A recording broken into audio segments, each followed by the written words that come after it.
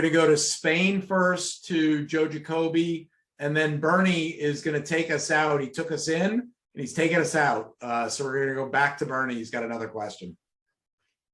Yeah, I just echo, first of all, what everyone has said. Wonderful conversation. I feel so lucky. I've just coming up.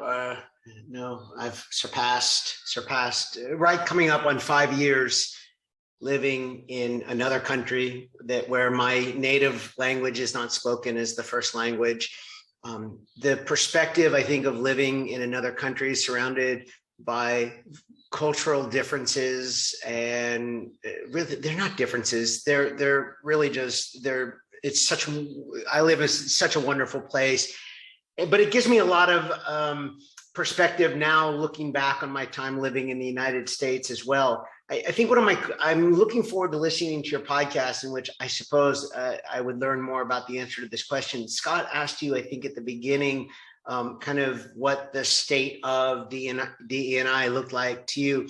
What are some of the bigger outcomes you hope to see in your career? I mean, I'm a bit older than you, but I'm like, over your work life, your professional life, like what kind of outcomes would you like to see? I know this is a step-by-step process, but let's think big for a moment. Like what do you hope to see in your working time, your professional work time, different outcomes in DE&I?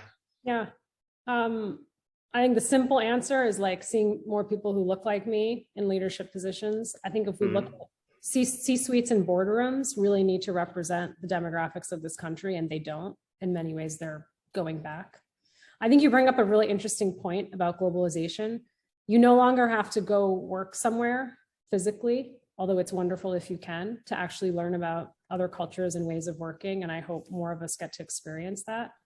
The one thing that's actually gotten really quiet in the media that I'm really concerned about is, I mean, the number of women that have left the workforce over the last 2.5 years, and the progress that we've lost is astounding. And suddenly we've gone quiet about it. I mean, I looked at a stat from the National Women's Law Center, which was widely shared.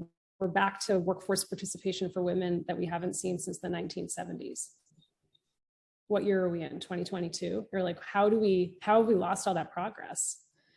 And I think that goes back to a lot of things that are broken from a US perspective, not to get into a policy debate, but family paid time leave off, the childcare system that's broken, all these things that seem to be broken. How do we actually rebuild or reimagine them? That's my hope for the future.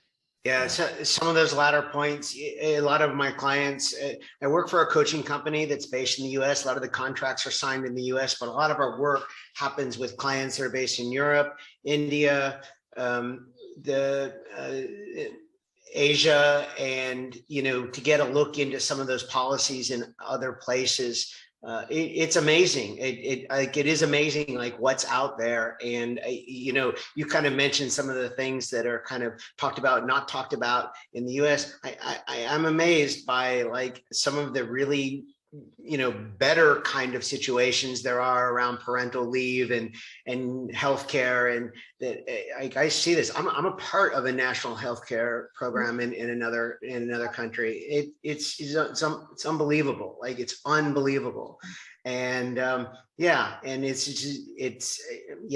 is amazing kind of what gets talked about and what doesn't. But it is such an interesting way to see, to go outside the US and then look back in when you sort of see it from a different place. And, and in my particular place is a lot of people that are still living in in the surroundings of having this country been run by a dictator and Franco, and, and it's still alive. But that in itself, watching people sort of confront that in a place that I'm not from, it helps me to understand some things or see some things in the United States a little bit differently as well.